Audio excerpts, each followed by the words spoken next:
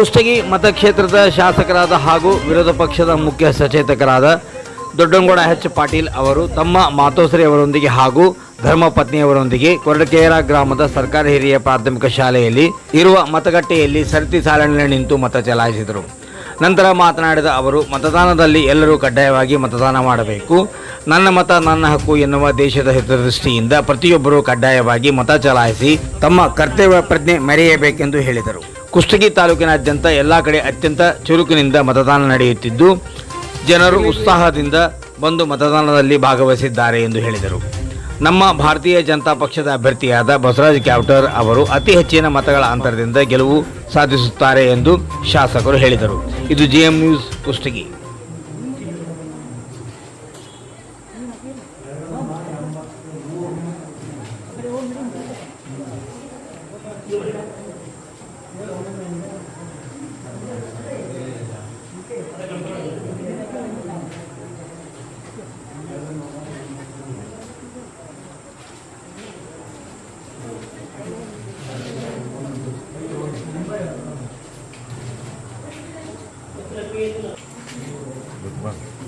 बाबा इकडे बघ सर, इकडे नोट बाबा निघून सर, इकडे नोट सर.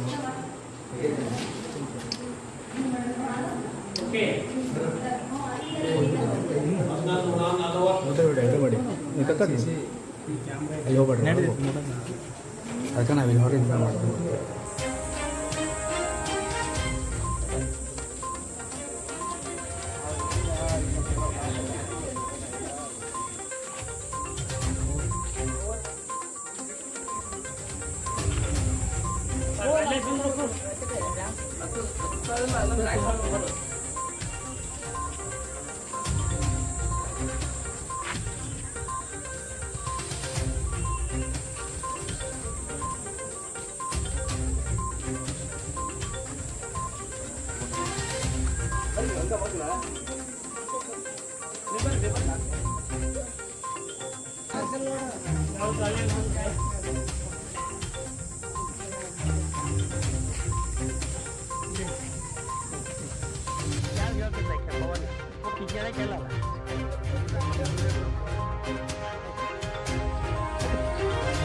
ಸರ್, ಪ್ರಸಕ್ತ ಈಗಾಗಲೇ ಈ ಒಂದು ಹಂತದ ಚುನಾವಣೆ ಸ್ಟಾರ್ಟ್ ಆಗಿದೆ.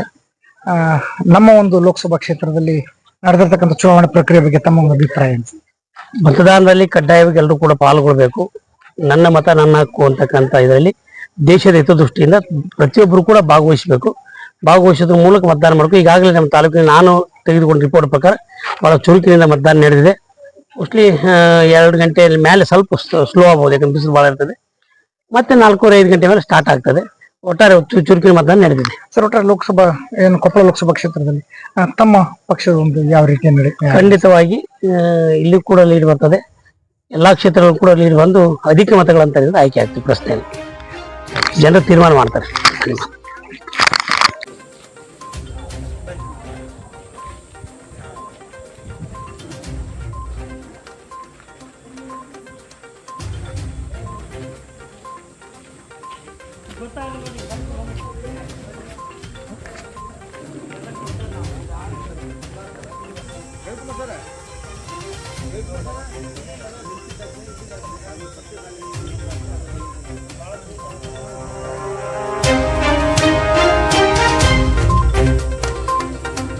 ನಮ್ಮ ಫೋಟೋಗ್ರಾಫರ್